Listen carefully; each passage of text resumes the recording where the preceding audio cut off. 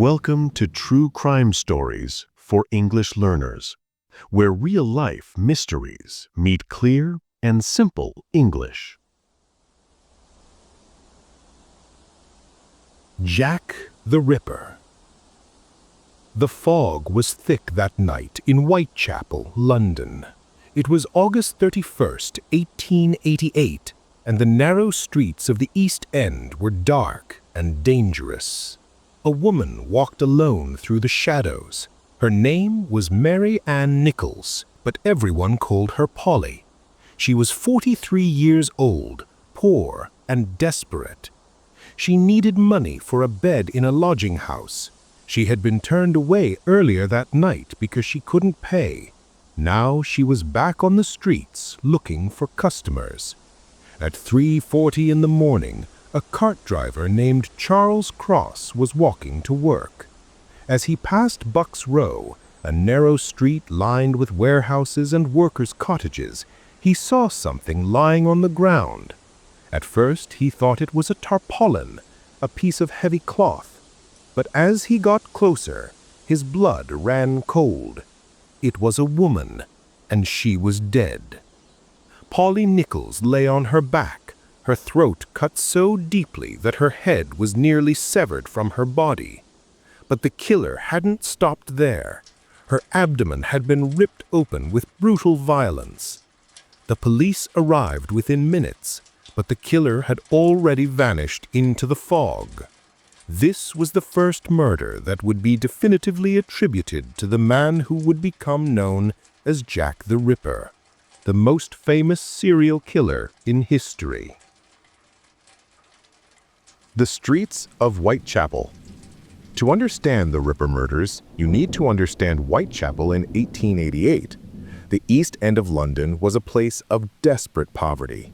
Thousands of people lived crowded together in filthy lodging houses and tenements. Many had no regular work. Crime was everywhere. The streets smelled of sewage, rotting garbage, and the blood from the slaughterhouses that filled the area. Women like Polly Nichols had few options to survive. Many turned to prostitution, selling their bodies for a few pennies, just enough for a bed for the night or a meal. These women were vulnerable, working alone in dark streets and alleyways, going with strange men to even darker corners.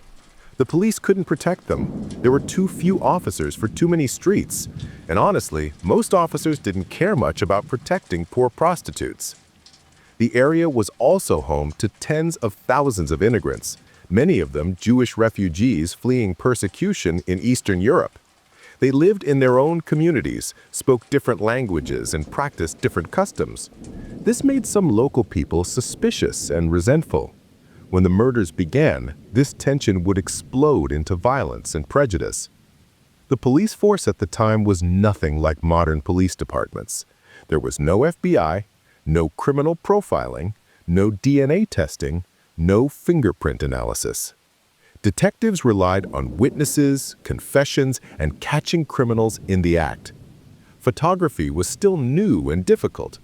Communication was slow. No phones, no radios, just messengers running through the streets or telegrams sent between stations. The Metropolitan Police was divided into different divisions, each covering a specific area. The Whitechapel murders fell under H Division, based at Leman Street. The investigation would be led by Detective Inspector Frederick Aberline, an experienced officer who knew the East End well. But even Aberline's experience would prove no match for the cunning killer stalking the foggy streets. After Polly Nichols was found, the police investigated but made little progress. They interviewed people who had seen her that night, but no one had witnessed the actual murder. The killer had struck with incredible speed and stealth. Medical examination showed the wounds were made with a long-bladed knife, possibly 6 to 8 inches long. The cuts were made with some knowledge of anatomy, suggesting the killer might have medical or butchering experience. The newspapers reported the murder, but it was just another death in the East End. Violence was common there. Polly Nichols was buried in a pauper's grave, and most people forgot about her quickly. But the killer wasn't finished. He was just getting started. The Autumn of Terror.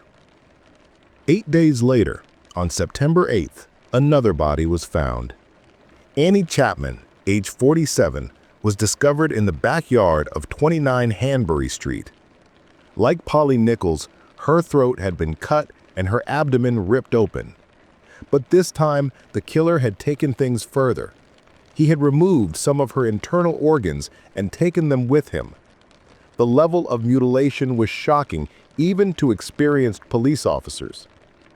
A witness named Albert Kadosh lived next door. He heard sounds from the yard around 5:30 in the morning, a woman's voice saying, "No," and then the sound of something falling against the fence. But he didn't investigate. In Whitechapel, people learn not to get involved in other people's business. By the time Annie's body was found at 6 a.m., the killer had once again disappeared.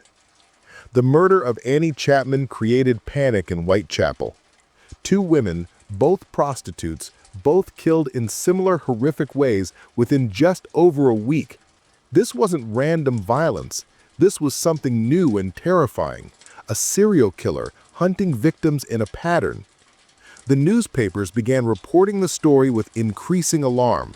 Headlines screamed about the Whitechapel murders and the mysterious killer who struck in darkness. The police increased patrols in the area. Citizens formed vigilante groups to patrol the streets at night. The Whitechapel Vigilance Committee was established, led by a local builder named George Lusk. They offered a reward for information and pressured the police and government to do more. But the killer remained invisible, a shadow among shadows. Then, for nearly 3 weeks, nothing happened. People began to hope it was over. Maybe the killer had left the area, or died, or been arrested for some other crime. But on the night of September 30th, the nightmare returned, twice. That night would become known as the double event. The killer struck 2 times in less than an hour in 2 different locations. The first victim was Elizabeth Stride, known as Long Liz. She was found at 1 a.m. in Dutfield's yard off Burner Street. Her throat was cut, but unlike the previous victims, her body showed no abdominal mutilations. Police believe the killer had been interrupted, perhaps by the arrival of a man named Louis Dimeschultz, who discovered the body when he drove his horse and cart into the yard. Frustrated by the interruption, the killer immediately walked about 10 minutes away to Mitre Square in the City of London, a different police jurisdiction. There he found Catherine Eddowes, age 46. This time, no one interrupted him.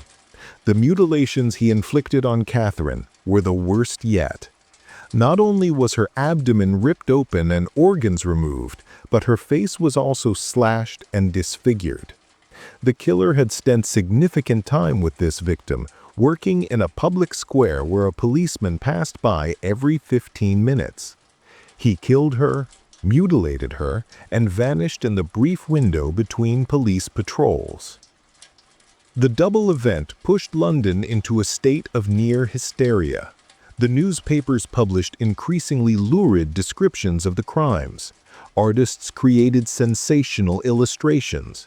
The story spread across England and around the world. Everyone had theories about who the killer might be. A doctor, a butcher, a foreign sailor, a lunatic escaped from an asylum. Suspects were arrested almost daily, questioned, and released when they had alibis or no evidence connected them to the crimes. The police were desperate. They tried everything they could think of. They brought in bloodhounds to track the killer's scent, but the dogs got lost spectacularly. They interviewed thousands of people. They investigated any man who seemed suspicious or had been violent toward women. But the killer left almost no clues. No witnesses could provide a clear description. The murders happened so quickly that even people nearby heard and saw nothing useful. On the night Catherine Eddowes was killed, the killer did something he hadn't done before. He left a message. On a wall near where a piece of Catherine's bloody apron was found, someone had written in chalk, "The Jews are the men that will not be blamed for nothing." The spelling was odd, possibly intentional. Some thought Jews referred to Jews. The Metropolitan Police Commissioner, Sir Charles Warren, ordered the message erased before it could be properly photographed. He feared it would spark anti-Jewish riots. This decision was controversial. Was he protecting innocent people from mob violence or destroying important evidence? Whether the message was actually written by the killer remains debated, but what came next was definitely from him. Dear Boss. On September 27th, 3 days before the double event, a letter arrived at the Central News Agency in London. It was written in red ink and began, "Dear Boss, I keep on hearing the police have caught me, but they won't fix me just yet." The writer mocked the police, claimed credit for the murders, and promised more would come. He said he loved his work and wouldn't stop, and he signed it with a name that would become legendary, Jack the Ripper. At first, police thought the letter might be a hoax. The newspapers received fake letters about crimes all the time. But then came the double event, and a detail from the letter seemed to match reality. The writer had said he would clip the lady's ears off in his next killing. Catherine Eddowes had indeed had part of her earlobe cut off. Coincidence or genuine foreknowledge? 3 days after the double event, another letter arrived, this one called the Saucy Jackie postcard. It referenced the 2 murders and was signed again as Jack the Ripper. The handwriting appeared similar to the Dear Boss letter. Police and newspapers were now convinced these might be genuine communications from the killer. The letters were published in newspapers, and suddenly Jack the Ripper had a name. The unknown killer became a media sensation, almost a celebrity. This was exactly what he seemed to want: attention, fear, recognition. The public was both horrified and fascinated. Jack the Ripper merchandise appeared: cards, games, and songs. It was grotesque, but it showed how the case had gripped the public imagination. More letters claiming to be from the Ripper arrived at newspapers and police stations. Most were obvious fakes, written by people seeking attention or playing cruel jokes, but some letters seemed more credible than others. One particularly disturbing communication arrived in mid-October, addressed to George Lusk of the Whitechapel Vigilance Committee. The package contained half of a human kidney preserved in alcohol, along with a letter claiming it was taken from Catherine Eddowes. Medical examination couldn't definitively confirm this, but it certainly could have been. The letter was barely literate, written in a different style than the Dear Boss letter, and began from hell. Today, most experts believe the Dear Boss letter and Saucy Jackie postcard were hoaxes, possibly created by a journalist to sell newspapers. The From Hell letter with the kidney might have been genuine, but we'll never know for certain. What we do know is that the letters created a persona for the killer. Jack the Ripper became a taunting theatrical monster who played games with the police and enjoyed his notoriety. The final horror. For several weeks after the double event, there were no more murders. The police presence in Whitechapel was massive. Vigilante groups patrolled constantly. Women were afraid to go out at night.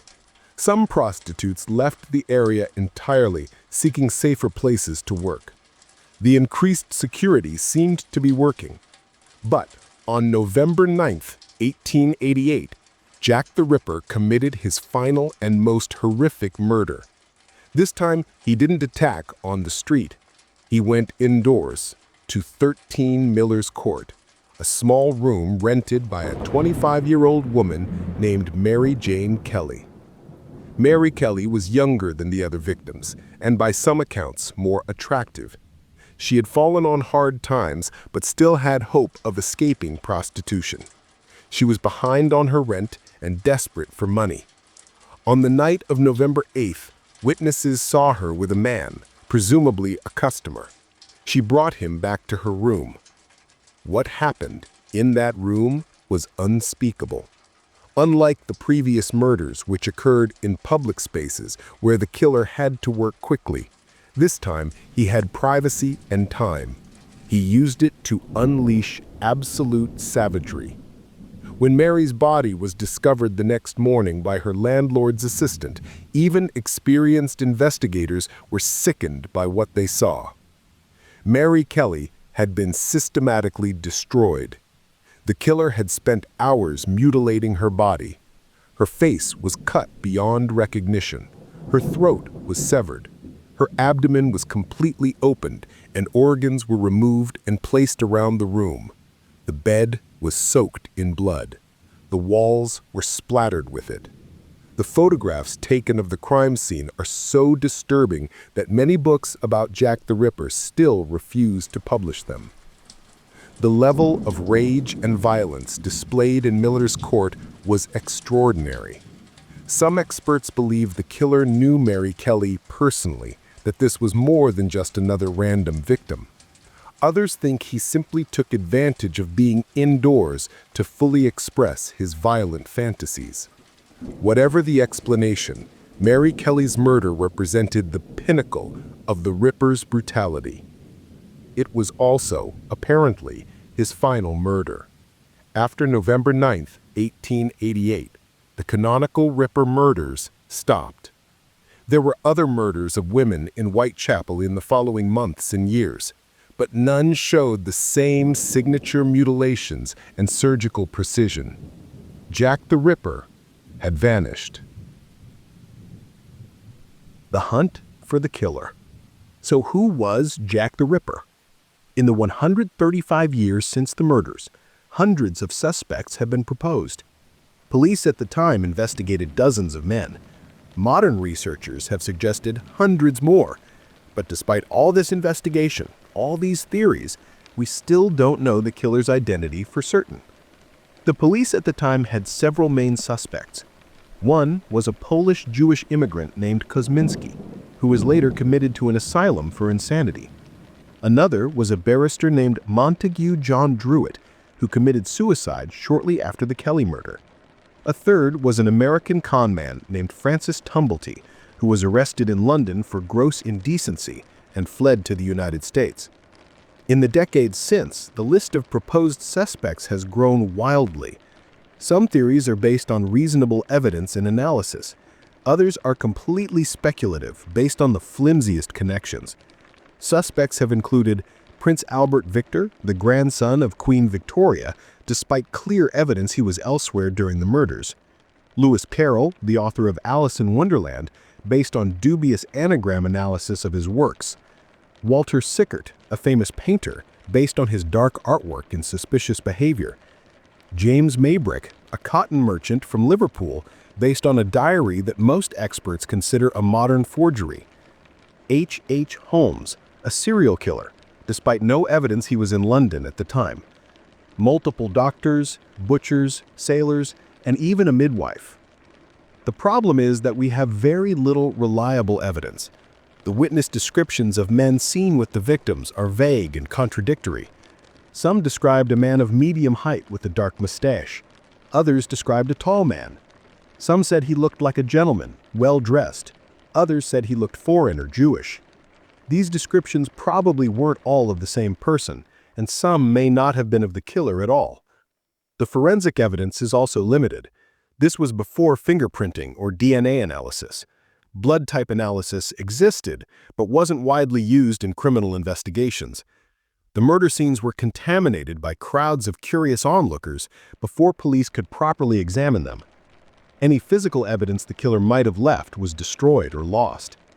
Modern attempts to solve the case using DNA analysis have been controversial.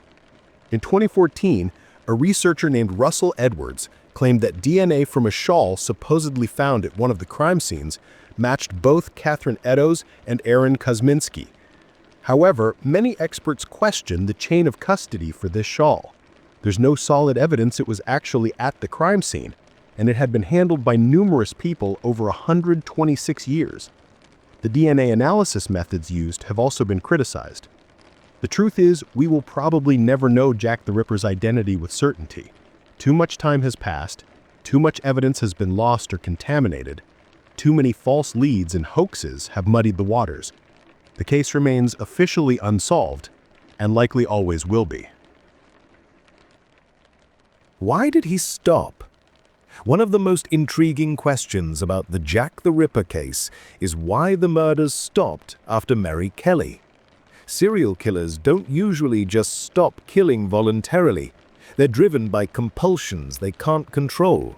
So what happened to Jack the Ripper after November 9th, 1888?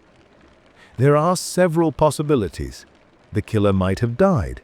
Perhaps he killed himself, like Montague Druitt did in December 1888. Or maybe he died from natural causes or was killed in an accident. In the crowded, dangerous streets of Victorian London, life was cheap and death was common. He might have been institutionalized. If he was mentally ill, which seems likely given the nature of his crimes, he could have been committed to an asylum. Once locked away, he wouldn't have been able to commit more murders. The records of Victorian asylums show many patients admitted around this time whose symptoms could potentially match a violent psychopath. He might have been imprisoned for some other crime. Victorian prisons held thousands of men convicted of various offenses. If the Ripper was arrested for a different crime, theft, assault, drunkenness, he would have been locked up, unable to continue his murder spree. Without modern criminal investigation techniques, the connection to the Ripper murders might never have been made. He might have left London. Perhaps he was a sailor who returned to sea, or a traveler who moved to another country. Some researchers have looked for similar murders in other locations during the 1890s, wondering if Jack the Ripper might have continued killing elsewhere. There are some cases that share certain characteristics, but nothing definitive. Or perhaps the massive police presence and public vigilance simply made it too dangerous to continue. With hundreds of police officers patrolling Whitechapel, vigilante groups on every corner, and the women themselves being more cautious, the killer might have found it impossible to strike without being caught. Rather than risk capture, he might have chosen to stop, living out his life carrying the secret that he was history's most infamous serial killer. There's also a darker possibility that some experts consider. Maybe there were more victims, but they weren't recognized as Ripper murders. The canonical 5 victims, Nichols, Chapman, Stride, Eddowes, and Kelly, are the ones where the pattern is clearest. But there were other murdered women in Whitechapel around the same time. Some researchers argue that the Ripper killed as many as 11 women. Perhaps he changed his pattern after Kelly, becoming less obvious, and those later murders simply weren't connected to him. The legacy of fear. The Jack the Ripper case had an enormous impact on Victorian society and continues to fascinate people today. Why does this case, among thousands of murders throughout history, maintain such a powerful hold on our imagination? Part of the answer is timing. The Ripper murders occurred just as mass media was becoming truly powerful. Newspapers had reached millions of readers, and they sensationalized the case, printing every gruesome detail and wild theory. The Illustrated Police News published graphic drawings of the crime scenes and the victims. For the first time, a serial killer case became a media spectacle that gripped an entire nation and spread around the world. The case also challenged Victorian society's self-image. Britain was at the height of its power, ruling the largest empire in history. London was the wealthiest city on earth.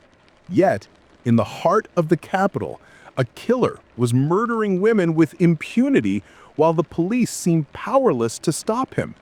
The Ripper exposed the the poverty, desperation, and violence lurking behind the facade of Victorian prosperity and progress. The mystery itself is compelling. We know a lot about the crimes, but almost nothing about the criminal. This gap invites speculation and imagination. Everyone can have their own theory about who Jack the Ripper was. The lack of a definitive answer means the case can never truly be closed, and new generations can continue to investigate it. There's also something disturbing in how the Ripper has been mythologized and even glamorized over the years. Books, movies, games, and tours have turned him into a dark, cultural icon. The East End of London now has Jack the Ripper walking tours, where guides in Victorian costume lead tourists through the murder sites.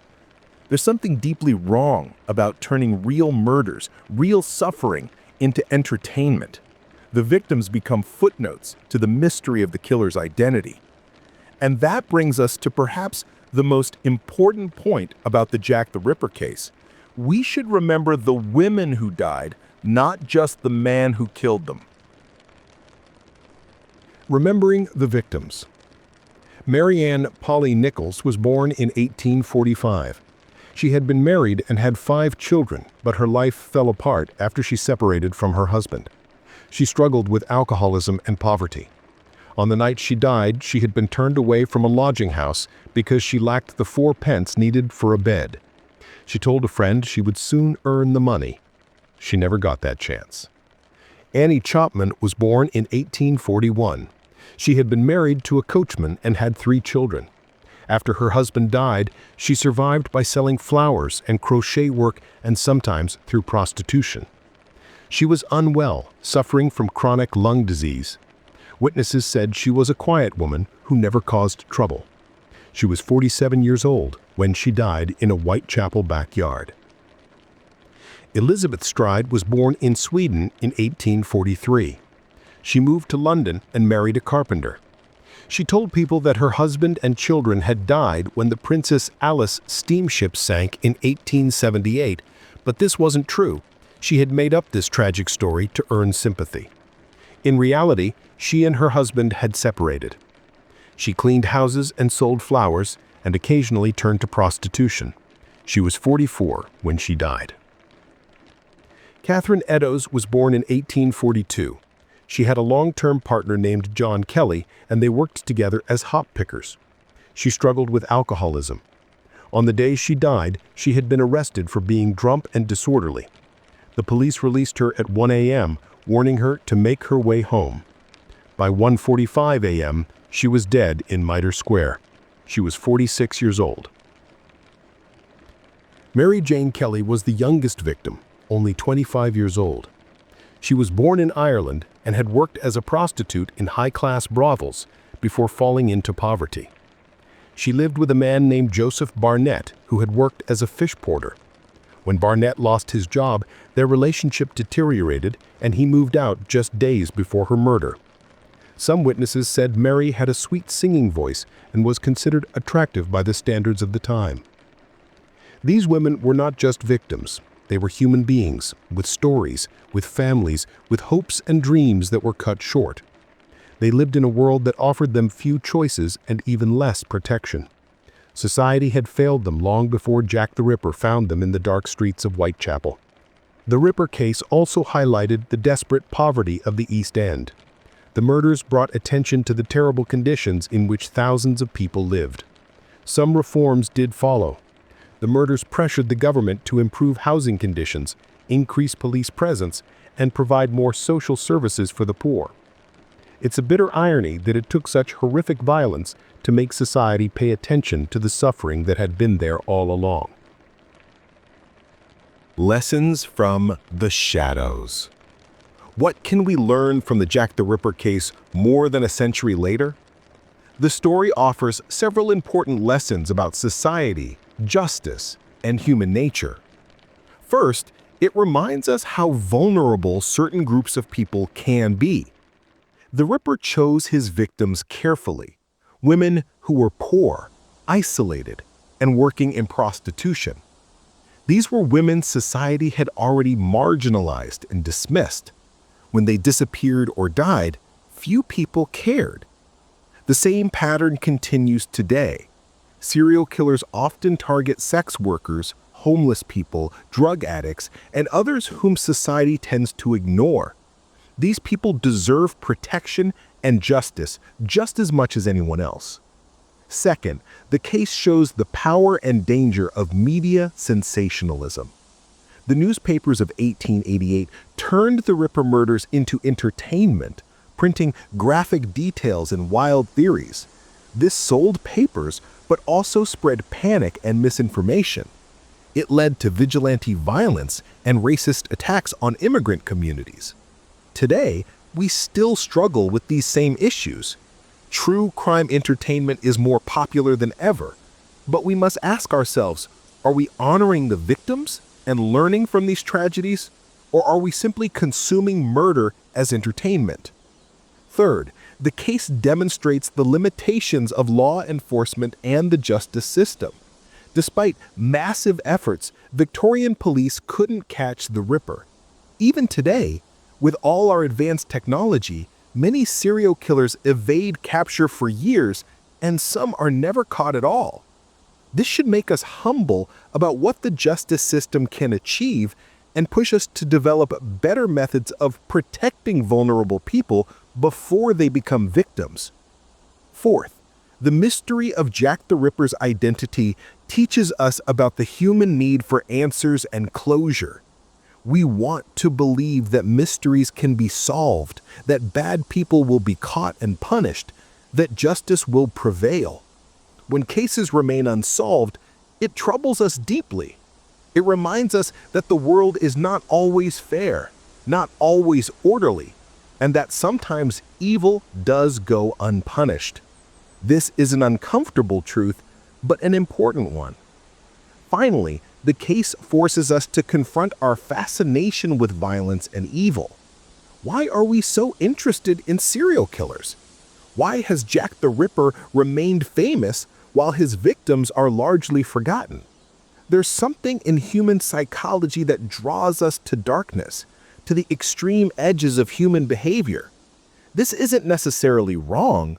Understanding evil is important, but we must be careful not to glorify it, not to turn killers into anti-heroes or romantic figures. The Ripper was not a mysterious gentleman or a clever mastermind. He was a brutal murderer who preyed on desperate women. The Man in the Fog. Somewhere in London, perhaps in the autumn of 1888 or perhaps years later, a man died taking a terrible secret with him. You might have been young or old, rich or poor, British or foreign. He might have died peacefully in bed or violently in the street. Perhaps people gathered at his funeral and spoke well of him, never knowing what he had done in those dark Whitechapel alleys. Or perhaps he lived a long life, outwardly respectable, inwardly tortured by memories of what he had done. Maybe he sometimes walked past the sites where he had killed, remembering the feeling of power and control, or feeling guilt and horror at his own actions.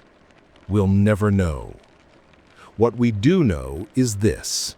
In a few months in 1888, someone stalked the streets of Whitechapel and killed at least 5 women with extraordinary brutality. He evaded one of the largest manhunts in history. He struck terror into the heart of the world's greatest city. And then he vanished, leaving behind only questions, theories, and the broken bodies of his victims. The fog has long since lifted from those Victorian streets. The slums have been demolished and rebuilt. The people who lived through those terrifying months are all long dead. But the mystery remains, and the name Jack the Ripper still sends a chill down our spines. Perhaps that's his final victory, that more than a century later, we still speak his name, while struggling to remember the names of the women he killed. But we can change that. We can choose to remember Polly, Annie, Elizabeth, Catherine, and Mary Jane, not just as victims of a famous killer, but as human beings who deserved better from life and from the society they lived in. The real horror of the Jack the Ripper case is not the unsolved mystery of the killer's identity. It's that the conditions that made these murders possible, poverty, desperation, marginalization, and society's indifference to the suffering of vulnerable people, still exist today. Different cities, different faces, but the same patterns of violence against those whom society chooses not to protect. Jack the Ripper remains unknown, hidden in the shadows of history, but his victims deserve to be brought into the light, to be remembered as people, not just as entries in a murder mystery. They lived in a world that offered them few choices and even less mercy. They deserved better, and ensuring that people in similar situations today receive better protection, better options, and better justice, that would be the most meaningful legacy of this dark chapter in history. The Autumn of Terror ended in 1888, but the questions it raised about justice, society, and our own fascination with violence continued to haunt us, like footsteps echoing through foggy streets, disappearing into darkness before we can see who made them.